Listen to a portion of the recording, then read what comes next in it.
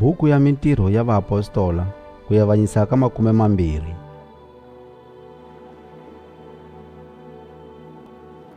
Kuti loko mpfilumpfilu yi helile, Pawulo a vitana vadyondzisiwa, a va khongotela, kutani a salisana na vona, a suka a ya Makedoniya.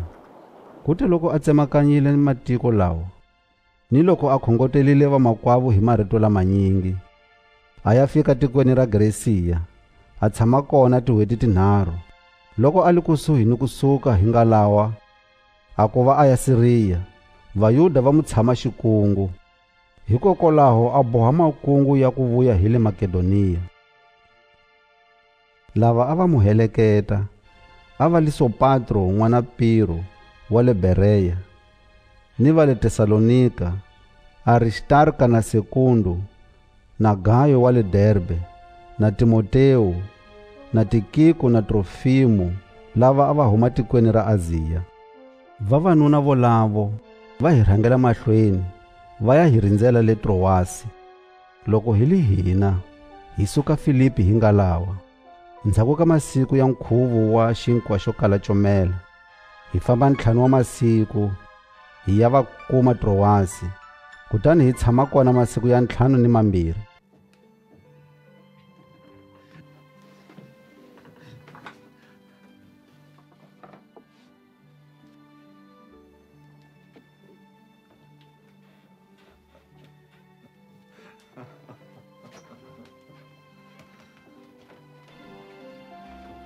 Hi siku ro rhanga ra vhiki, loko hi hlengeletene ku khema xinkwa, Pawulo a vulavula ni va le Trowasi, a lehisa ku vulavula ka yena ku ya fika xikarhi ka vusiku, hikuva a lava ku famba ni mixo wa kona. Tivoni a ti tele ndlwini ya le henhla leyi a hi hlengeletanile ka yona. Jaha rin'wana leri a va ku i ya tiko a ri tshamile jineleni, ri sungula ku kudzehela. Loko Pawulo a ya mahlweni hi ku vulavula, kutani vurhongo byi hlula jaha leri, ri wela hansi hi le xitezeni xa vunharhu xa le henhla, kutani va ri tlakula na ri file. Kambe Pawulo a xika, a korhama henhla ka rona, a li khumbarheta a ku, mi nga karhatekeni.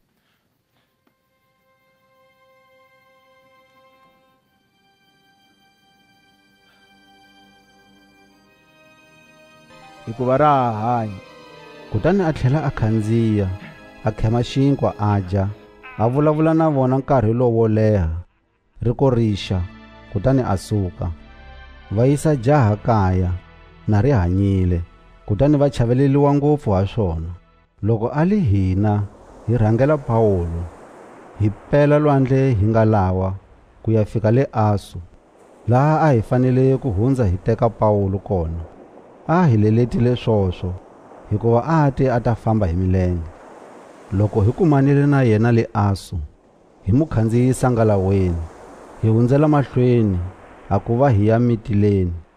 Hi suka kona hi ngalawa, kutani loko rixa, hi fika laha ku langutaneke na Kiyo, ri tlhela rixa, hi fika Samosi. Hi siku leri tlhandlamaka, hi fika Mileto. Pawulo a bohile makungu ya ku hundza ntsena a nga ngheni le Efesa, leswaku a nga hundzeliwi hi nkarhi na a ha li tikweni ra Aziya, hikuva a ringeta ku hantlisa a fika Yerusalema hi siku ra Pentekosta, loko swi koteka. Loko Pawulo a li Mileto, a rhumela rito le Efesa ku ya vitana vakulukumba va kereke. Kuti loko va fikile ka yena, a ku ka vona, Ma swi tiva na n'wina hi laha ni hanyisaneke na n'wina ha kona minkarhi hinkwayo, kusukela siku leri ni nga sungula ku nghena tikweni ra Asiya. A ni li karhi ni tirhela Hosi hi ku titsongohata lokukulu, ni mihloti, ni miringu leyi ni humeleleke hi ku tshamiwa xikungu hi Vayuda. Ma swi tiva leswaku a ni mi fihlelanga nchumu xa leswi swi fanelaka ku mi pfuna, na ni li karhi ni mi paluxela rito ni ku mi dyondzisa rivaleni ni le mindyangwini ya n'wina. Ni tsundzuxile swinene Vayuda ni Vagrika ku hundzukela ka Xikwembu ni ku pfumela ka Hosi ya hina Yesu. Swoswi ke, mi ni vona na ni li loyi a bohiweke hi Moya a ku va ni ya Yerusalema. na ni nga tivi leswi nga ta ni humelela kona. Ni tiva ntsena leswaku moya wo kwetsima wu karhi wu ni tsundzuxa swinene dorobeni rin'wana ni rin'wana leswaku ku khomiwa ni maxangu swi ni rindzelile. Hambiswiritano ni vona leswaku ku lahlekeriwa hi vutomi a swi na mhaka ni kutsongo ka mina, loko ni nga kota ntsena ku heta leswi ni nga rhumiwa ku endla swona ni ntirho lowu ni wu amukeleke ka Hosi Yesu wa ku vula ivhangeli ya tintswalo ta Xikwembu. Kutani swoswi na swi tiva leswaku a mi nga ha ni voni n'wina hinkwenu lava ni nga fambafamba xikarhi ka n'wina na ni paluxa ta mfumo wa Xikwembu.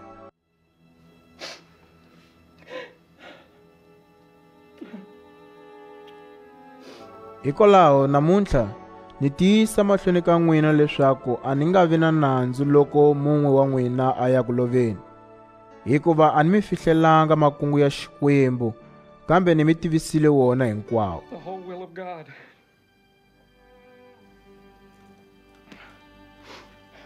Ti languteleni ke, mi langutela ni kereke hinkwayo leyi moya wo kwetsima wu nga mi veka ku va vabixopo va yona.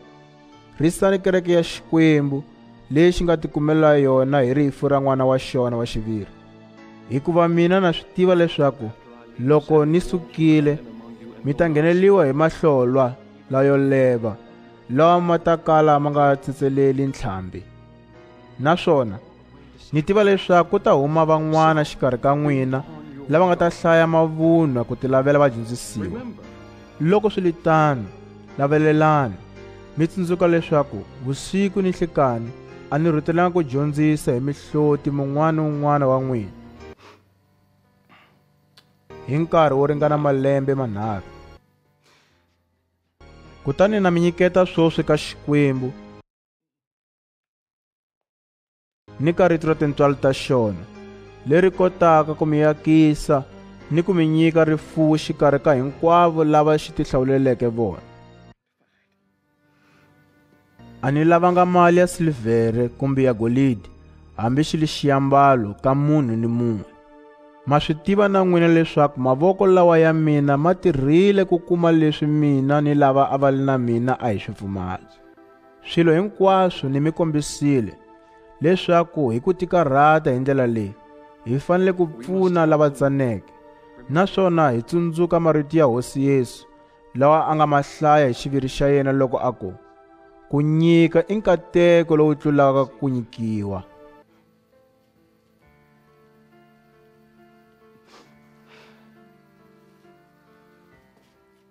Loko Pawulo a hetile ku vula timhaka toleto, a khisama, a khongela na vona hinkwavo.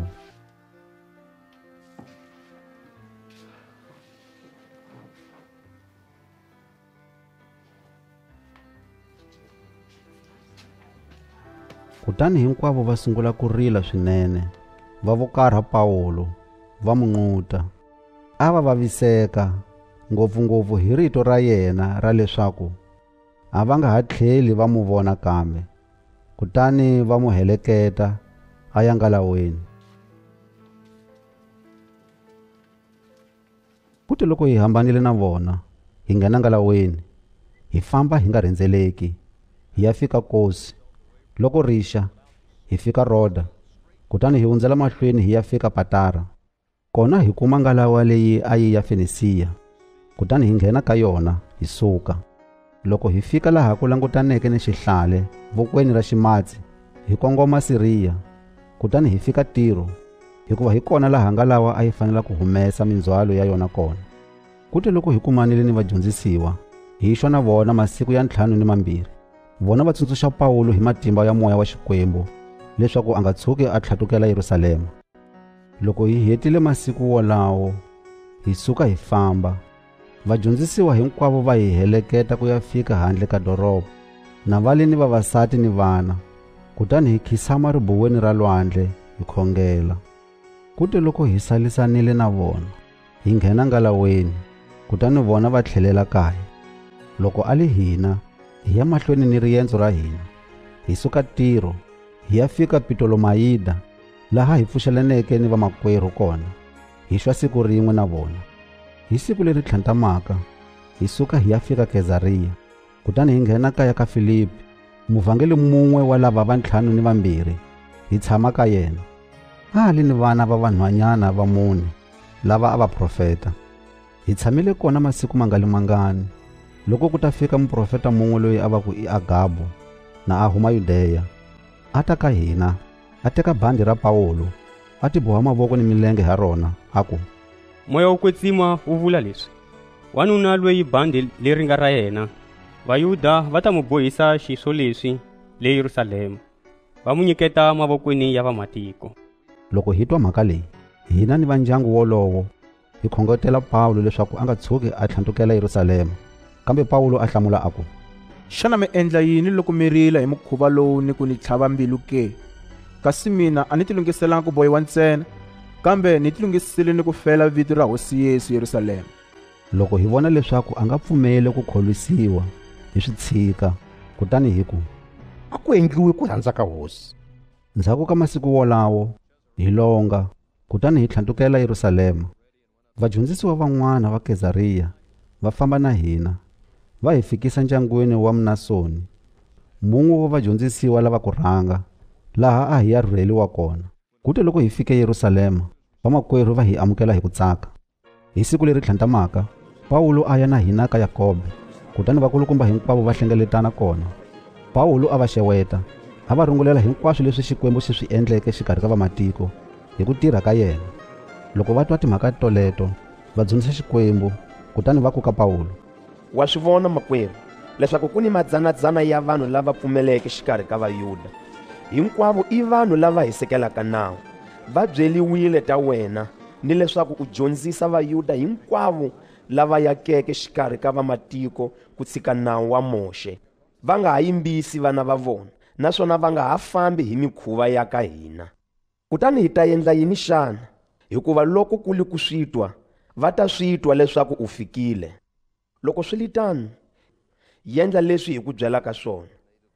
Hi ni vavanuna va 4 kola lava ti boheke hi ku funga. Famba na vona, u ti basisa na vona, u va hakelela leswi lavekaka, leswaku va ta kota ku byevuliwa tinhloko.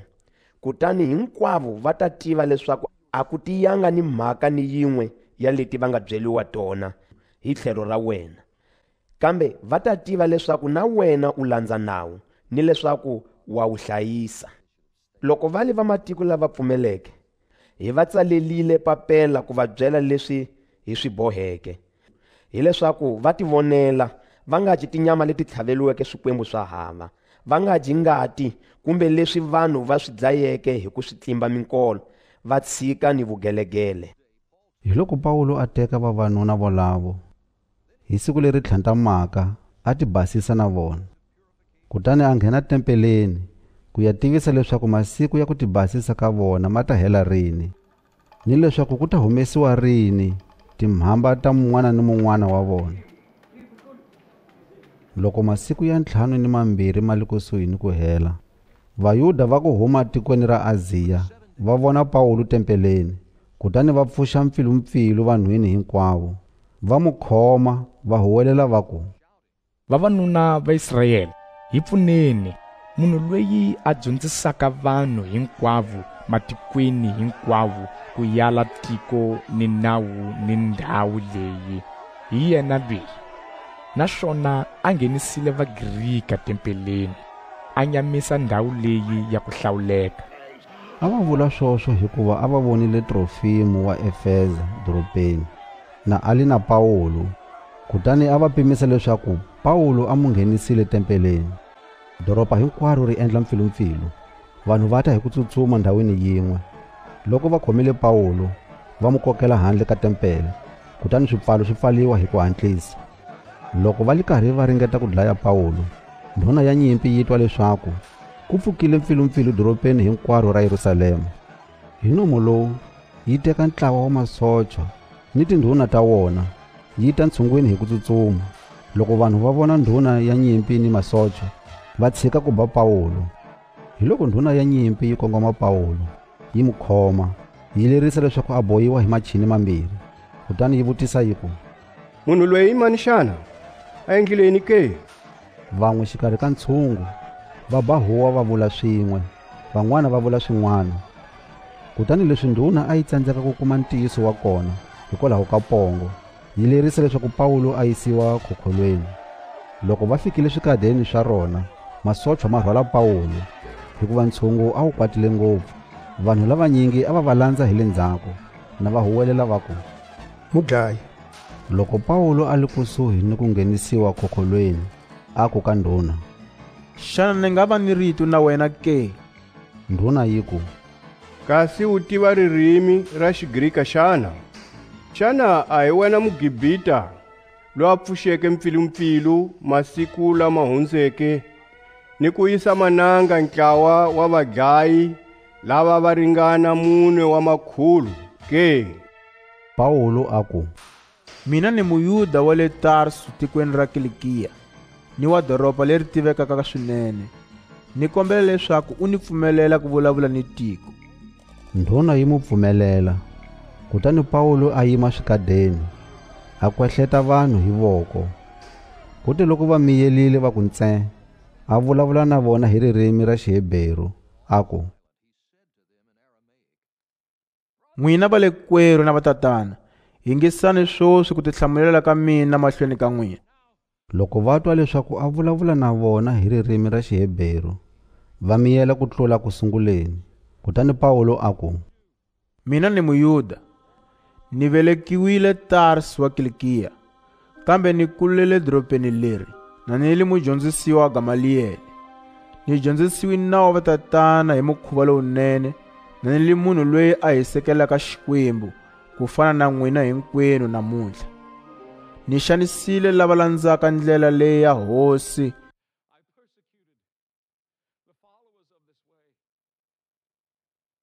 ku fikela laha va dlawaka. A ni khoma vanuna na vavasati ni va nghenisa jele. Timboni ta mina hi yena muprista lonkulu ni nhlengeletano hinkwayo ya vakulukumba. Ni yamukelile ka vona mapapela lama tsaleliweke Vayuda va ka hina le Damashika. Ni yile kona ku ya khoma lava yakeke kona, ni va tisa Yerusalema leswaku va ta biwa swinene. Kutani loko na ha famba na ni li kusuhi ni le Damashika, hi nkarhi wa nhlikani hi nomu lowu, ni rendzeliwa hi ku vonakala kukulu na ku huma etilweni. Ni wela hansi, kutani ni twa rito leri nge ka mina, 'Sawulu, Sawulu, u ni xanisela yini?' Mina ni hlamula ni ku, 'U mani Hosi?' A ku ka mina, 'Hi mina Yesu wa Nazareta, loyi u mu xanisaka.'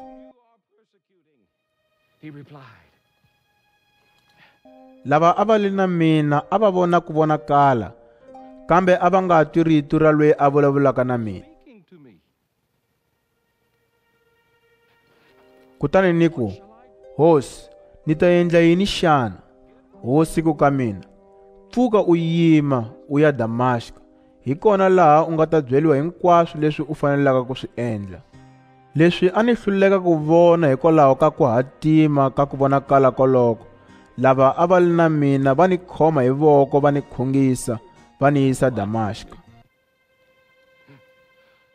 Kona kwalaho a ku li ni munhu loyi a va ku i Ananiya. A li munhu wa vukhongeli, a famba hi nawu, a khensiwa swinene hi Vayuda hinkwavo lava yakeke Damashika. A ta ka mina, a vulavula na a yimile kusuhi na mina a ku, 'Sawulo makwerhu, tlhela u vona.' Hi nkarhi wolowo ni tlhela ni vona ni mu languta. Kutani a ku, 'Xikwembu xa vatatana va hina xi ku hlawulile leswaku u tiva ku rhandza ka xona, u vona loyi a lulameke, u twa rito leri humaka non'wini wa yena. Hikuva mahlweni ka vanhu hinkwavo u ta va mbhoni ya yena, ku tiyisa leswi u nga swi vona ni leswi u nga swi twa. Swoswi ke, u hlwelela yini? Suka u yima, u khuvuliwa leswaku u basisiwa swidyohweni swa wena.' Hi ku khongela vito ra yena. Kute loko ni tlhelele Yerusalema, ni ya khongela tempeleni, kutani ni ngheniwa hi moya, ni vona Hosi na yi ni byela yi ku, 'Hatlisa u suka Yerusalema, u nga hlweli. hikuva vanhu va kona a va nga yamukeli vumbhoni lebyi u byi vulaka henhla ka mina. Kutani ni ku, hosi, wa swi tiva swinene leswaku vanhu lava pfumeleke ka wena va nghenisiwile hi mina jele, ni va ba hi tinhonga masinagogeni. Ni siku leri ku dlayiweke Stefano mbhoni ya wena, na mina a ni li kona na ni li karhi ni khensa ni hlayisa swiyambalo swa lava va mu dlayaka. Hi loko hosi ku ka mina, famba, hikuva ni ta ku rhuma kule ka vamatiko. Va mu yingisela ku ya fika loko a hlaya swoswo, kutani va tlakusa rito va ku, munhu lweyo wo tano a susiwi misaveni, a dlayiwe, a nga faneliwanga hi ku hanya. Kutani va huwelela, va dzudza swiyambalo swa vona, va tsutsuxela tshuri henhla. Hi loko ndhuna ya nyimpi yi lerisa leswaku Paulo a yisiwa khokholweni, yi ku, a vutisiwe, a biwa hi tinhonga, leswaku ni ta tiva mhaka leyi endlaka leswaku va huwelela hi ndlela leyi va lwa na yena. Kuti loko va mu bohile leswaku va ta muba, Paulo a ku ka ndhuna ya 100 ra masocha leyi a yi li kona, xana ma pfumeleliwa ku ba Muroma hi tinhonga na a nga si thetisiwa ke? Loko ndhuna ya 100 yi twa swoswo, yi ya byela ndhuna ya nyimpi yi ku, xana a wu lava ku endla yini? Munhu loyi i Muroma. Hi loko ndhuna ya nyimpi yi ta ka Paulo, yi ku ka yena, Wa nga ni byela, xana u Muroma ke? Ina, ku hlamula Paulo. Ndhuna ya nyimpi yi ku, Vuroma lebyi ni byi xavile hi mali leyi nyingi. Paulo a ku, kasi mina ni yo tswaliwa ka byona. hi nomo lowu, lava a va tilungisela ku vutisa Paulo ni ku muba, va mu tshika. Loko yi li ndhuna ya nyimpi, yi chava loko yi twa leswaku Paulo i Muroma, hikuva a yi mu bohile. Hi siku leri tlhantamaka, ndhuna yi lava ku kuma ntiyiso mhakeni ya nandzu lowu Vayuda va mangelelaka Paulo ha wona. Hikwalaho yi mu tshunxa, kutani yi lerisa leswaku vaprista lavakulu va hlengeletana ni hovu hinkwayo ya Senedri. Kutani yi tisa Paulo, yi mu yimisa mahlweni ka vona. Paulo a honokela hovu a ku, N'wina va le kwerhu, ni hanyile na ni li loyi a tshunxekeke swinene ripfalweni ra mina ni le mahlweni ka Xikwembu ku fikela siku ra namuntlha. Hi loko Ananiya muprista lwenkulu a lerisi lava a va le kusuhi na Paulo leswaku va mu ba nomo, kambe Paulo a ku ka yena, Xikwembu xi ta ku ba, wena khumbi leri basisiweke, hikuva u tshamile kola a ku va u ni thethisa hi nawu, kasi u tlula nawu hi ku lerisa leswaku ni biwa. Kutani lava a va le kusuhi na Paulo va ku, xana u sola muprista lwenkulu wa Xikwembu ke? Paulo a ku, Vamakwerhu, a ni nga swi tivi leswaku i muprista lwenkulu, hikuva ku tsaliwile leswaku u nga tshuki u sandza hosi ya tiko ra le kwenu. Kutani Paulo, hi ku tiva leswaku van'wana xikarhi ka vona i Vasaduki, kasi van'wana i Vafarisi, a tlakusa rito hubyeni a ku, N'wina va le kwerhu, ni Mufarisi, n'wana wa Vafarisi, kutani ni thethisiwa kola hikuva ni langutelile ku pfuka ka vafi. Loko a vulile swoswo, Vafarisi va sungula ku phikizana ni Vasaduki, kutani nhlengeletano yi yavana hi le xikarhi. Hikuva Vasaduki va tiyisa va ku vafi a va pfuki, naswona tintsumi ni mimoya a swi kona. Vafarisi vona va pfumela swoswo hinkwaswo. Kutani ku pfuka guwa lerikulu, vatsali van'wana va ntlawa wa Vafarisi va suka va yima, va tiyisa swinene va ku, a hi kumi nandzu ni wun'we ka munhu loyi. Xana ku nga va yini loko ku kumeka leswaku i moya wun'wana kumbe i ntsumi yin'wana leyi vulavuleke na yena? Ku phikizana ku ya ku kula ngopfu. Kutani ndhuna ya nyimpi yi chava leswaku Paulo a nga tshuka a handzuliwile hi vanhu lava. Kutani yi lerisa leswaku ntlawa wa masocha wu ngirimela, wu ya mu wutla mavokweni ya vona, wu mu tlhelisela khokholweni. A vusikwini lebyi tlhantamaka, hosi yi tikomba ka Paulo yi ku, Tiyisa mbilu Paulo, hikuva ku kotisa leswi u humeseke vumbhoni lebyo tiya henhla ka mina kola Yerusalema, swi fanele leswaku u humesa vumbhoni lebyo tano ni le Roma. Loko rixa, Vayuda va endla makungu, va tiboha hi ku funga va ku, hi nga kala hi nga dyi ni kunwa loko hi nga si dlaya Paulo. Lava va boheke makungu lawa a va tlula 40. Va ya ka vaprista lavakulu ni ka vakulukumba va ku, hi tibohile hi ku funga loku tiyeke leswaku hi nga kala hi nga dyi nchumu na hi nga si dlaya Pawulo. Swoswi ke, n'wina ni vahuhu, yisani rito ka ndhuna ya nyimpi leswaku i mi rhumela Pawulo, mi endla ingi hi loko mi lava ku ya mahlweni ni ku kambisisa swin'wana timhakeni ta yena. Loko a li hina, hi ta va hi tilunghisele ku mu dlaya na a nga si fika. Kambe ntukulu wa Pawulo a twa leswaku va mu tumbelelile, hi loko a famba a ya khokholweni a ya tivisa Pawulo. Pawulo a vitana yin'we ya tindhuna ta 100 ra masocha, a ku ka yona, famba ni jaha leri ka ndhuna ya nyimpi, hikuva ri ni mhaka leyi ri nga ta yi tivisa ka ndhuna. Kutani ndhuna ya masocha yi famba ni jaha, yi ri yisa ka ndhuna ya nyimpi, yi ku, mubohi wa Pawulo a ni vitanile, a ni kombela leswaku ni ta ni jaha leri ka wena, ri ni mhaka leyi ri nga ta ku byela yona. Ndhuna ya nyimpi yi khoma jaha hi voko, yi ya na rona tlhelweni, yi ri vutisa yi ku, xana hi yihi mhaka leyi u lavaka ku ni tivisa yona ke? Jaha ri ku, Vayuda va twananile, va ku va ta kombela ku tisa Pawulo hubyeni mundzuku. Va ta endla ingi hi loko va lava ku ya mahlweni ni ku vutisisa timhaka ta yena. U nga tshuki u va pfumelela, hikuva vavanuna lava tlulaka 40 va mu tumbelelile, va tibohile hi ku funga, va ku hi nga kala hi nga dyi ni ku nwa loko hi nga se mu dlaya. Ni swoswi va tilunghisile, va karhi va langutela leswaku u pfumela. Hi loko ndhuna ya nyimpi yi tlhelisa jaha lero, yi rilerisa yi ku, u nga tshuki u byela munhu leswaku ni tivisile timhaka leti.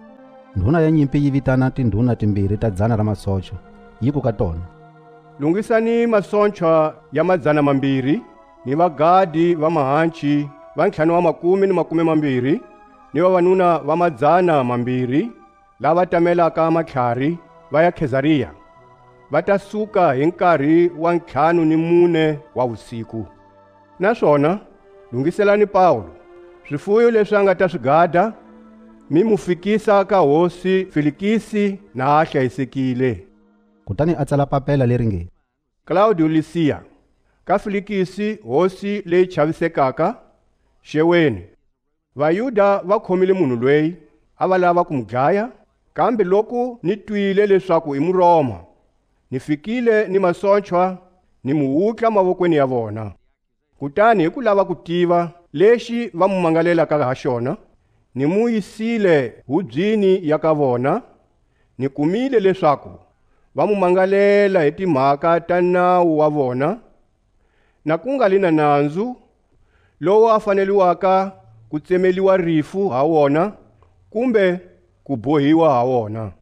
Kutani loko ni tivisiwile leswaku Vayuda va ta tumbelela munhu loyi ni mu rhumelile ka wena, ni lerisile vamangaleli va yena leswaku va hlamusela timhaka ta yena mahlweni ka wena. Masocha ma endla hi laha ma lerisiweke ha kona. Ma teka Pawulo ma mu yisa le Antipateri ni vusiku. Loko rixa, ma siya vagadi va mahanchi kolaho, va hundzela mahlweni na Pawulo. Kutani masocha ma tlhelela khokholweni. Loko vagadi va fikile Khezariya, va nyika hosi a papela, kutani va tisa Pawulo mahlweni ka yona. Hosi yi hlaya papela, kutani yi vutisa Pawulo leswaku i wa tiko rihi. Loko yi twile leswaku i wa Kilikiya, yi ku, ni ta ku yingisa loko vamangaleli va wena va ta va fikile na vona. Kutani yi lerisa leswaku Pawulo a hlayisiwa ndlwini ya vuhosi ya Heroda. Loko ku hundzile 5 wa masiku, Ananiya mprista lonkulu a ngirimela ni vakulukumba van'wana ni muyimeli mun'we loyi a va ku i Tertulo. Kutani va ya ka hosi ku ya mangalela Pawulo. Va vitana Pawulo, kutani Tertulo a sungula ku mu mangalela a ku, wena Felikisi loyi a chavisekaka, leswi hi kumeke ku rhula loko ku hetisekeke hikwalaho ka wena, ni leswi timhaka ta tiko leri ti lulamisiwaka namuntlha hi ku tikarhata ka wena. Hi na yamukela swilo leswi hi ku khensa lokukulu hinkwako ni minkama hinkwayo.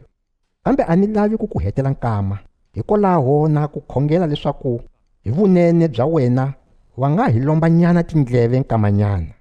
Hi kumile leswaku munhu loyi a vanga mpfilumpfilu a pfuxa madzolonga xikarhi ka Vayuda hinkwavo lava akeke kwihi na kwihi misaveni. Hi yena loyi a nga nhloko ya dyondzo leyo hambuka ya vaNazareta. Naswona a ringetile ku nyamisa ntepele. Hi mu khomile kutani a hi lava ku mu thethisa hi nawu wa hina.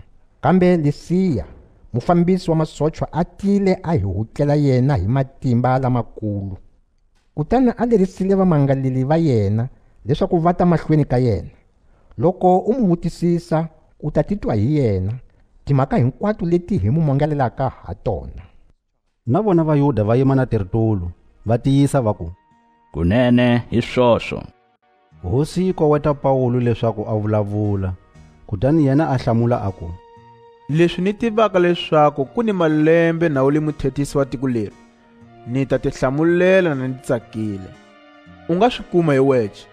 A ku si hundza masiku ya 12 loko ni fikile Yerusalema ku ta gandzela kona. Vayuda va ni kumanga na ni loyi a phikizanaka ni munhu tempeleni kumbe loyi a hlohlotelaka vanhu masinagogeni ni le madorobeni. Naswona a va koti ku humesa vumbhoni bya timhaka leti va ni mangalelaka ha tona swoswi. A ni ku fihleli leswaku ni tirhela xikwembu xa vatatana hi ndlela leyi va yi vulaka leswaku i hambukile. Kambe ni pfumela hinkwaswo leswi tsaliweke nawini ni ka vaprofeta. Leswi ni swi languteleke ka xikwembu hi swona leswi na vona va swi languteleke, hi leswaku lava lulama ni lava nga lulamangiki va ta pfuka eku feni. Hikwalaho ni ringeta hi matimba masiku hinkwawo ku kumeka na ni loyi a chusekeke moyeni wa mina mahlweni ka xikwembu le mahlweni ka vanhu. Ni vuyile Yerusalema ndzhaku ka malembe lamanyengenyana ku tisa tinyiko ka tiko ra ka hina ni ku humesa timhamba. Va ni kumile tempeleni na ni tirha swilo leswi, na ni loyi a ti basiseke hi nawu. A ku nga le na ntshungu kona, a ku nga pfukanga dzolonga. Kambe Vayuda van'wana va tiko ra Aziya a va li kona. Ingi va tile swoswo mahlweni ka wena ku ta ni mangalela loko ku ni mhaka xikarhi ka vona na mina. Na vona lava nga kola a va vule xiendlo xo biha lexi va xi kumeke ka mina siku leri ni yimeke hubyeni. Va nga vula xilo xin'we ntsena lexi ni nga huwelela ha xona xikarhi ka vona loko ni te ni bihisiwa hi n'wina namuntlha hikwalaho ka ku pfuka ka vafi. Leswi Felikisi a tiva leswo talanyana hi tlhelo ra ndlela ya hosi, a pfala huvu a ku loko Lisiya mufambisi wa masocha a ta va a ngirimelile a fika haleni, hi kona ni nga ta kambisisa mhaka ya n'wina. Kutani a lerisa ndhuna ya 100 ra masocha ku hlayisa Pawulo jele a ku mi mu nyika ku tshunsekanyana, mi nga siveli ni mun'we wa vanakulobye ku ta mu pfuna hi swin'wana. Loko ku hundzile masiku mangalimangani, Felikisi a ta na Drusila, nsati wa yena loyi a ali Muyuda. Kuti loko a vitanile Pawulo, a mu yingisela loko a vulavula hi ta ku pfumela ka Yesu Kristi. Kambe loko Pawulo a vulavula hi ta ku lulama, ni ta ku tikhoma, ni ta ku thethisiwa loko nga tata, Felikisi a khomiwa hi ku chava, a hlamula a ku namuntlha famba u ya tshama, siku leri ni nga ta kuma nkama ni ta tlhela ni ku vitana. Kambe hi tlhelo rin'wana a ali ni xitshembo xa leswaku Pawulo a ta mu nyika mali. Hikwalaho a tala ku rhuma vanhu va ya mu vitana leswaku a ta vulavula na yena. Kambe loko ku hundzile malembe 2, Porcio Festo a vekiwa hosi matshan'weni ya Felikisi. Kasi Felikisi a siyile Pawulo jele hikuva a navela ku khensiwa hi Vayuda. Loko Festo a fikile tikweni lero, a tshama masiku 3 Kezariya, kutani a suka a tlhandlukela Yerusalema. Kuti loko vaprista lavakulu ni vakulukumba va Vayuda va ta mahlweni ka yena, va ta mangalela Pawulo. Va khongela Festo leswaku a va pfuna hi ku rhumela Pawulo Yerusalema, kasi a va bohile makungu ya ku mu dlaya ndleleni. Kambe Festo a va hlamula a ku Pawulo a le jele Kezariya, na mina ni ta hatla ni tlhelela kona.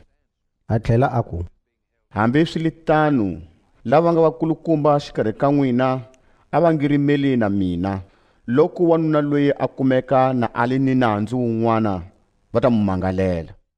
Festo a xwa na vona masiku lawa ma nga tluleki 10 kumbe 5 ni manharhu. kutani a ngirimela a ya Khezariya. Hi siku leri tlhantamaka a tshama hubyeni, kutani a lerisa leswaku Pawulo a tisiwa. Loko a fikile, Vayuda lava humaka Yerusalema va mu rendzela, kutani va mu lumbeta hi milandzu leyi nyingi, leyo chavisa, leyi va tsandzekaka ni ku humesa vumbhoni bya yona. Kutani Pawulo a tihlamulela aku, a ni johelanga nawu wa Vayuda kumbe tempele kumbe Khezari. Kambe Festo a navela ku tsakisa Vayuda, hikwalaho a hlamula Pawulo aku, xana u lava ku hlantukela Yerusalema u ya thithisiwa kona mahlweni ka mina hikwalaho ka timhaka leti ke? Pawulo aku, ni yimile hubyeni ya Khezari, hi kona laha ni fanele ku thithisiwa kona. Loko va li Vayuda a ni va johelanga hi laha u swi tivaka ha kona na wena. Hambiswiritano, loko ni johile kumbe loko ni endlile swin'wana leswi fanekeliwaka hi rifu, a ni yali kufa. Kambe loko ku nga ni ntiyisi milandzweni leyi va ni mangalelaka ha yona, a ku na munhu loyi a nga ni nyiketaka ka vona.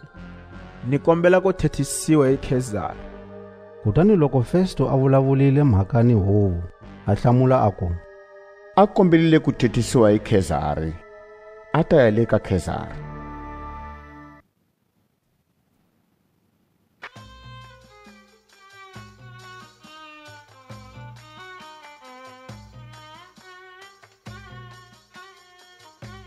Loko ku hundzile masiku mangalimangani, Hosi Agripa na Bernike va ta Khezariya ku ta xeweta Festo.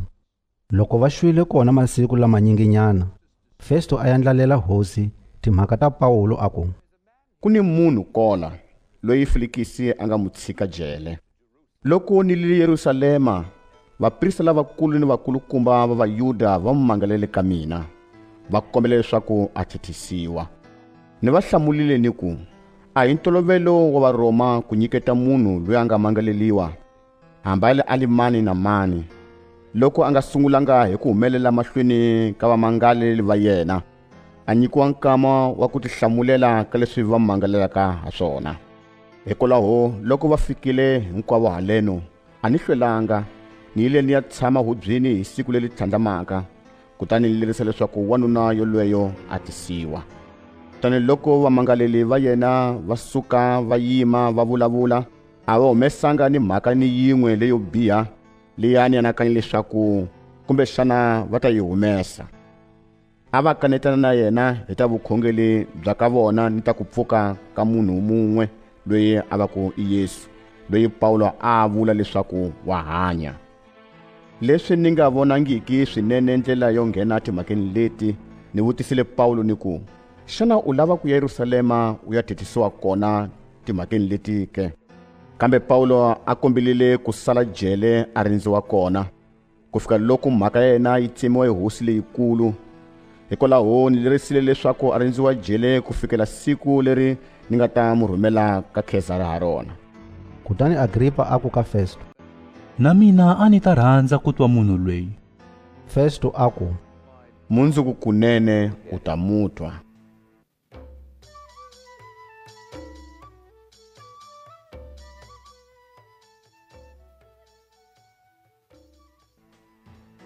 Hi siku leri tlhantamaka, Agripa na Bernike va ta hi vuhosi lebyikulu.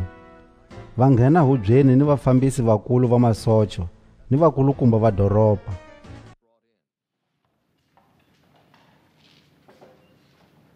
Festo a lerisa leswaku Pawulo a tisiwa. Hi loko Festo aku, Hosi Agripa na n'wina hinkwenu vavanuna mi nga na hina kola, ma mu vona munhu loyi ntshungu hinkwawo wa Vayuda wu nga mu mangalela ka mina, hambi le Yerusalema, hambi haleno, a va huwelela va ku a fanele ku dlayiwa. Loko a li mina, ni kumile leswaku a nga na nandzu lowu a fanelaka ku tsemeliwa rifo ha wona, naswona yena a kombelile ku thithisiwa hi hosi leyikulu.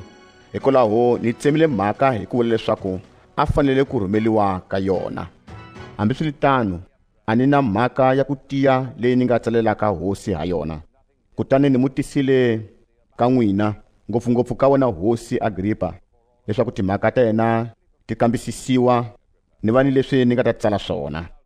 Hikuva ni vona leswaku a swi twali ku rhumela munhu loyi a bohiweke, loko ku nga hlayiwi timhaka leti a mangaleliwaka ha tona. Kutani Agripa a ku ka Pawulo, ha ku pfumelela ku vulavula u hi byela ta wena hi wexe. Hi loko Pawulo a tlakusa voko a ti hlamulela a ku, wena hosi Agripa, timhakeni hinkwato leti ni mangaleliwaka hi tona hi Vayuda, ni titwa na ni katekile loko ni pfumeleliwa ku ti hlamulela mahlweni ka wena namuntlha. Kateko wa kona ngopfungopfu hileswaku wena u tiva swinene mikhuva hinkwayo ya Vayuda ni swimhakamakana swa vona. Hikwalaho ni kombela hi matimba leswaku ni yingisa, u nga heli mbilu. Vayuda hinkwavo va tiva ta ku hanya ka mina kusukela evutsongwanini bya mina. Va tiva ni leswi ni nga swi endla tikweni ra le kwerhu ni le Yerusalema kusukela kusunguleni. I khale na va ni tiva, kutani va nga humesa vumbhoni loko va swi lava, leswaku ni hanyile na niliwa ntlawa lowu wu nga ni minawu ya ku tiya ku tlula mintlawa yin'wana hinkwayo evukhongelini bya ka hina, hileswaku ntlawa wa Vafarisi. Kutani swoswi ni le ku thetisiweni hikuva ni langutela xitshembiso lexi vatatana va nyikiweke xona hi Xikwembu. Hi xona xitshembiso lexi rixaka ra ka hina ra 12 ri languteleke ku hetiseka ka xona ri li karhi ri tiyisela ku gandzela Xikwembu vusiku ni nhlekani. Wena hosi, ni mangaleliwa hi Vayuda hikwalaho ka ku langutela koloko. N'wina Vayuda, xana mi tsandzeka ha yini ku pfumela leswaku Xikwembu xi nga pfuxa vafi ke? Na mina khale a ni pimisa leswaku ni fanele ku lwa swinene ni vito ra Yesu wa Nazareta.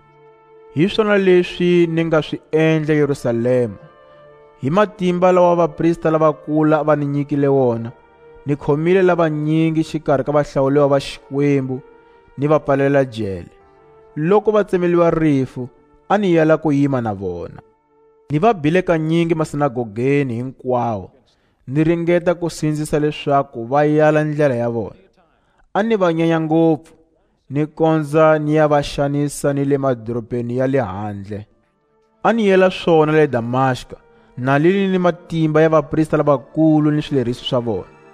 A ni le ndleleni hi nkarhi wa nhlekani, wena hosi, kutani ni vona ku vonakala loko ku tlulaka ka dyambu ku huma tilweni, ku ni rhendzela swin'we ni lava a va famba na mina. Hi wela hansi hinkwerhu, kutani ni twa rito leri nge ka mina hi ririmi ra Xihebheru, Saulo, Saulo, u ni xanisela yini? Swa nonoha ka wena ku khadlanya xisungunyu. Mina ni ku, u mani hosi? Hosi yi hlamula yi ku, hi mina Yesu loyi u mu xanisaka. Swo swi pfuka, u yima u tiya hi milenge. Ni tikombisile ka wena hikuva ni ta ku veka ku va mutirhi wa mina. U ta va mbhoni ya swilo leswi u koteke ku ni vona ha swona ni ya leswi na ha lavaka ku tikomba ka wena hi swona. Ni ta ku ponisa mavokweni ya vanhu va tiko leri ni ya va matiko lava ni ku rhumelaka ka vona. U ta pfula mahlo ya vona leswaku va huma munyameni va nghena ku vonakaleni, ni leswaku va huma ku fumeni ka Sathana va nghena ka Xikwembu. Loko va pfumela ka mina, va ta kuma ku rivaleliwa ka swidyoho, kutani va ta yaveliwa ndzhaka xikarhi ka vahlawuliwa va Xikwembu. Hikwalaho, wena hosi Agripa, a ni yalanga ku yingisa mahlori lawa ma humaka tilweni. Ni sungulile hi va le Damashka ni va le Yerusalema, ni ya mahlweni tikweni hinkwaro ra Yudeya ni le ka vamatiko, na ni va khongotela ku hundzuka va tlhelela ka Xikwembu, kutani va tirha mintirho leyi fambelanaka ni ku hundzuka ka vona. Hi tona timhaka leti Vayuda va ni khomeleke tona tempeleni, va ringeta ku ni dlaya. Kambe ni pfuniwile hi Xikwembu ku fikela siku ra namuntlha, kutani swoswi ni yimile kona ni li karhi ni humesa vumbhoni ka lavatsongo ni lavakulu. A ni vuli timhaka tin'wana loko ti nga leti Moxe ni vaprofeta va nga vula leswaku ti ta humelela, hileswaku Mesiya a ta twisiwa ku vaviseka, ni leswaku hikuva munhu wo rhanga loyi a nga ta pfuka ku feni a ta tivisa ku vonakala ka tiko leri ni ka vamatiko. Pawulo A ku a ha ti hlamulela hi timhaka teto, Festo a tlakusa rito a ku, wa hlanya Paulo, vutivi lebyikulu bya wena bya ku hlanyisa. Paulo a ku, a ni hlanyi wena Festo loyi a chavisekaka, kambe marito lawa ni ma vulaka i marito ya ntiyiso, marito lama twalaka. Hosi yi tiva swinene timhaka leti, kutani ni ti vula mahlweni ka yona na ni nga chavi nchumu. A ni kholi leswaku ni yin'we ya tona yi nga va yi fihleliwile hosi, hikuva a ti humelelanga xihundleni. We hosi Agripa, xana u pfumela vaprofeta ke? Na swi tiva leswaku wa va pfumela. Agripa a ku ka Paulo, u ringeta ku ni khongotela hi nkamanyana wu nga liwungani leswaku ni hanya Xikriste. Paulo a ku, hambiloko nkama wu komile, hambiloko wu lehile, ni khongela Xikwembu leswaku ku nga vi wena ntsena, kambe ni hinkwavo lava ni yingisaka namuntlha, mi va tanihi mina handle ka machini lawa. Hi loko hosi yi suka yi yima, na yena Festo swin'we na Bernike ni lava tshameke na vona va suka va yima. Kutani loko va humile va byelana va ku, munhu loyi a nga endlanga nchumu lowu fanekeliweke hi rifo kumbe jele. Kutani Agripa a ku ka Festo, munhu loyi loko inge a nga kombelanga ku thethisiwa hi Kezari a ta tshunxiwa. Kuti loko ku tsemiwile leswaku hi ta ya le Italiya hi nga lawa, va nyiketa Paulo ni vabohiwa van'wana ka ndhuna ya 100 ra masocha leyi a va ku i Juliyo, wa ntlawa lowu vuliwaka wa hosi leyikulu. Kuti loko hi nghenile ngalaweni ya ku huma Adramita, leyi a yi fanela ku kongoma matlhelo ya tiko ra Aziya, hi suka na Aristarka wa le Tesalonika tikweni ra Makedoniya. Hi siku leri tlhantamaka hi fika Sidoni. Kutani Juliyo a endlela Paulo tintswalo, a mu pfumelela ku ya vona vanakulobye ni ku longeleliwa hi vona. Xileswo hi suka kona hi famba na hi sirheleliwa hi xihlale xa Kipra, hikuva ngalawa a yi siveliwa hi moya lowukulu. Kuti loko hi pelile lwandle ra Kilikiya ni ra Pamfiliya, hi fika Mira tikweni ra Likiya. Kutani ndhuna yi kuma kona ngalawa leyi humaka le Alexandriya, leyi yaka le Italiya. Kutani a hi nghenisa ka yona. Hi masiku lamanyingi hi famba hi ku nonoka. Kutani swi hi karhatela swinene ku fika kusuhi na Kinida, leswi moya wukulu a wu hi sivela ku ya mahlweni. Tlhelweni lero hi gega xihlale xa Kreta hi le hansi hi tlhelo ra Salmona. Kuti loko hi lulamile ni ribuwa hi ku karhateka swinene, hi fika ndhawini leyi va nge i hlaluko ro saseka kusuhi ni doroba ra Laziya. Hi heta masiku la yo tala kona, ku kondza ku fika nkama lowu swi chavisaka ku famba lwandle, hikuva siku lerikulu ra ku titsona swakudya a li hundzile. Hi loko Paulo a va tsundzuxa a ku, vavanuna, na swi vona leswaku riendzo leri ri ta va ni mhangu ni ku lahleka lokukulu, ku nga le ka mindzwalo ni ka ngalawa ntsena, kambe ni ka vutomi bya hina. Hambi swilitano, ndhuna ya 100 ra masocha yi yingisa mufambisi wa ngalawa ni n'winyi wa yona ku tlula leswi vuliwaka hi Paulo. Leswi hlaluko leri a ri nga lulamelanga ku heta vuxika ka rona. Lavanyingi va hina va pimisa kusuka kona ni ku ringeta ku ya xwa vuxika le Fenikisi, a nga hlaluko ra Kreta, leri langutaneke ni vupela dyambu wa dzonga ni vupela dyambu wa n'walungu. Kuti loko meho ya le dzongeni yi sungulile ku hunga khwatsi, va pimisa leswaku makungu ya vona ma ta endleka. Kutani va suka va lulama ni ribuwa ra Kreta. Kambe ku nga le kungani ku pfuka xihlaleni meho leyi va nge i Eurowakilawu. Ngalawa yi kokiwa hi mheho, yi tsandzeka ku yi hlula, kutani hi yi tshika yi kokiwa hi mati. Kuti loko hi hundzile dzongeni wa xihlalenyana xin'wana lexi va nge i Kauda, hi koka byatso hi ri nghenisa ngalaweni hi ku karhateka swinene. Loko vatluti va yi kokile, va lunghisa byatso hi ku ri boha hansi hi magoda. Kutani hi ku chava ku khisa saveni ra Siriti, va phutsa matshanga. Kutani hi mukhuva wolowo va tlhela va kokiwa hi magandlati. Loko rixa a hi biwa ngopfu hi xidzedze, hikwalaho va cukumeta mindzhwalo ya ngalawa wa lwandle. Kutani hi siku ra vunharhu hi cukumeta swigotso swa ngalawa wa lwandle hi mavoko ya hina. Hi masiku lamanyingi dyambu a ri nga ha voneki, hambi tinyeleti. Xidzedze a xi ya mahlweni xi hi ba hi matimba, hi nga ha languteli ni kutsongo leswaku hi ta pona. Leswi a ku li khale na va nga dyanga nchumu. Pawulo a yima xikarhi ka vona a ku, loko a mi ni yingisile vavanuna, mi nga sukanga Kreta, ingi mhangu leyi ni ku lahleka loko swi nga humelelanga. Kambe swoswi na mi khongotela leswaku mi tiyisa timbilu, hikuva a ku na munhu ka n'wina loyi a nga ta lahlekeliwa vutomi bya yena, i nga lawa ntsena leyi nga ta lova. Ntsumi ya Xikwembu lexi ni nga nandza wa xona, lexi ni xi gandzelaka, yi tikombisile ka mina vusikwini lebyi, yi ku, Pawulo, u nga tshuki u chava, hikuva u fanele ku ya yima mahlweni ka Khezari. Kutani tiva leswaku Xikwembu xi ku nyikile vanhu hinkwavo lava va fambaka na wena ngalaweni, leswaku u va ponisa. Hikwalaho vavanuna, tiyisani timbilu, hikuva ni ku tshemba ka Xikwembu leswaku swi ta va hi laha ni byeliweke ha kona.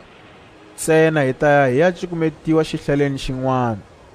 A byi li vusiku bya 14 na hi dlitadliteka lwandle ra Adriya.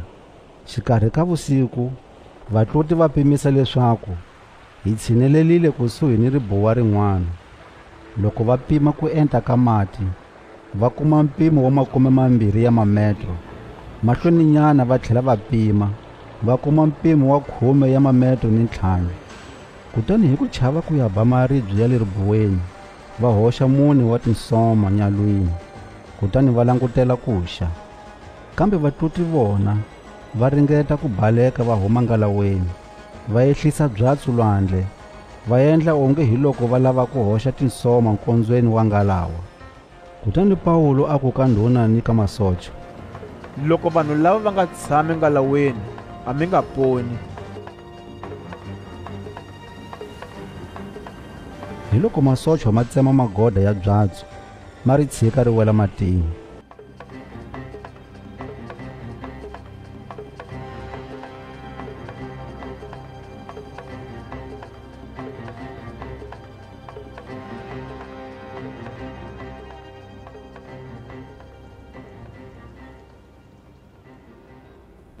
Kute loko ri ya kuxeni, Pawulo a va khongotela hinkwavo ku dya swakudya, a ku, namuntlha i siku ra 14 na mi li karhi mi langutela ntsena, mi titsona mi nga dyi nchumu, na mi khongotela ku dya xa nchumu.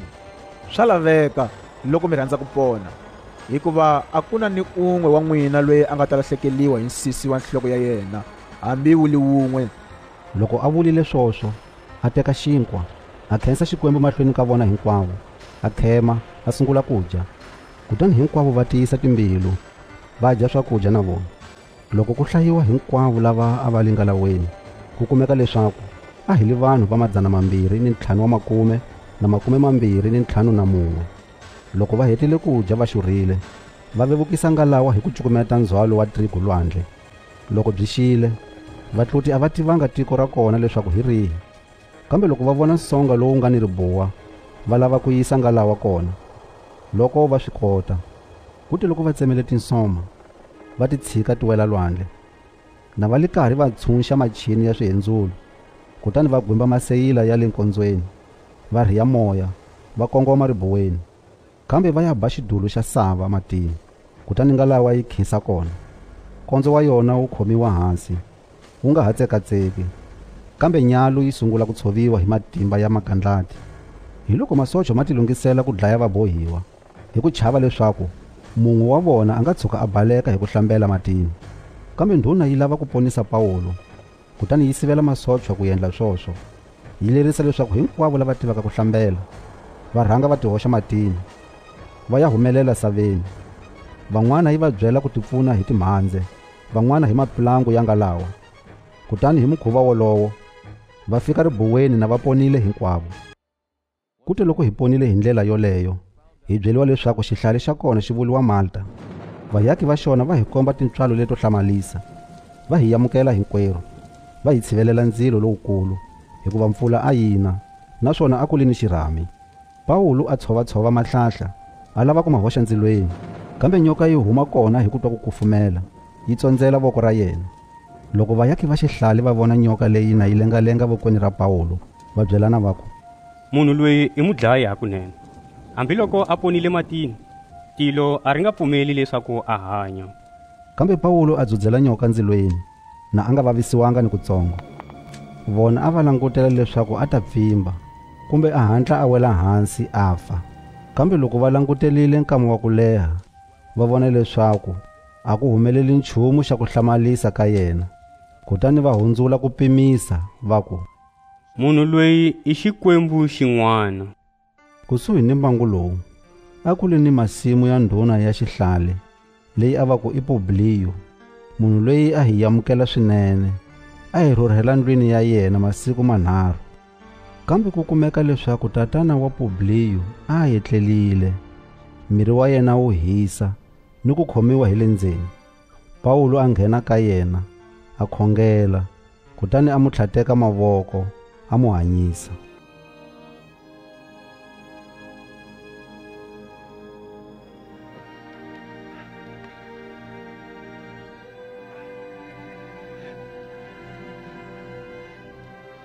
Loko mhaka leyi yi humelelile, timbabyi tin'wana ta xihlale ti hanyisiwa hinkwato na vona.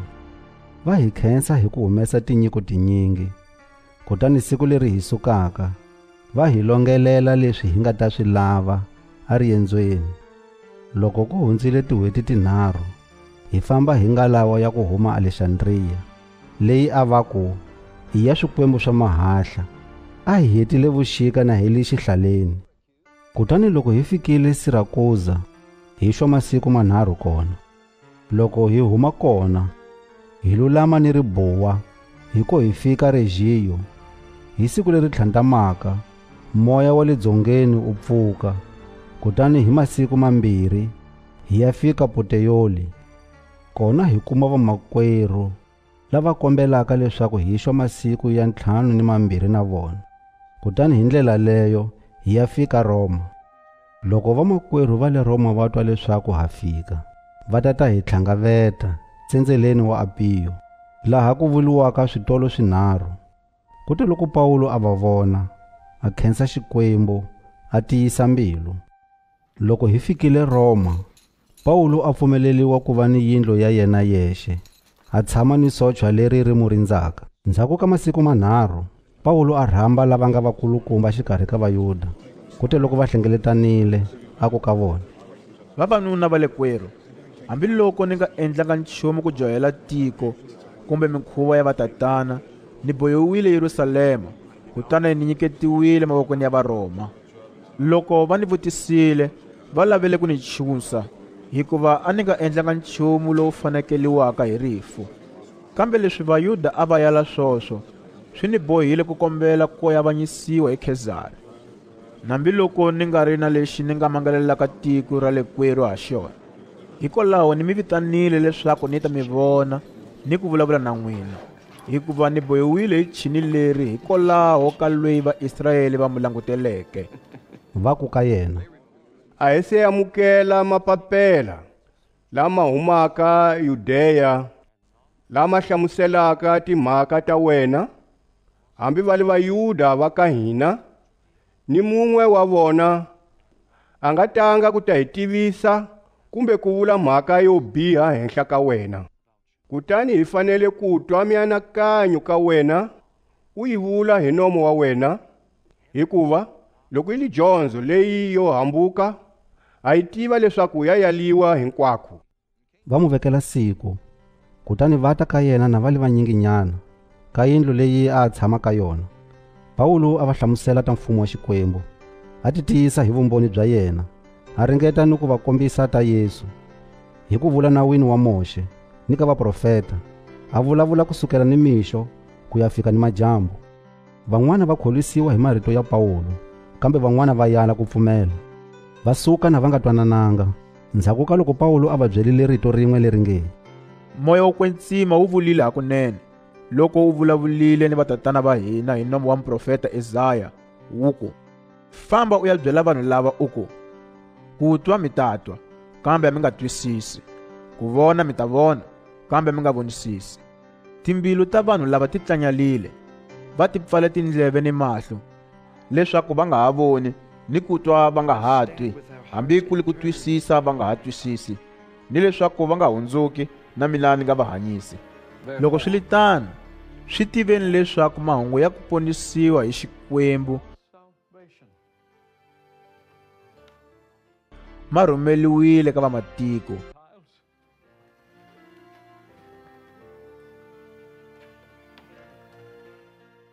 Vona va ta ma yingisa.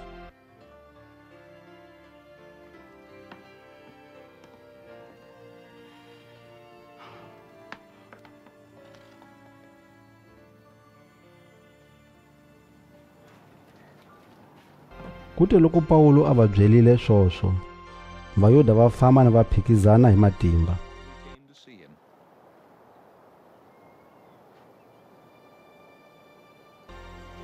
Pawulo a hetile malembe mambirhi Roma, na ali ka yindlu leyi. A humesa mali ku tshama ka yona, a yamukela hinkwavo lava taka ka yena. A paluxa mfumo wa Xikwembu, a dyondzisa ta Hosi Yesu Kriste, na a nga chavi nchumu, naswona a nga siveliwi hi nchumu.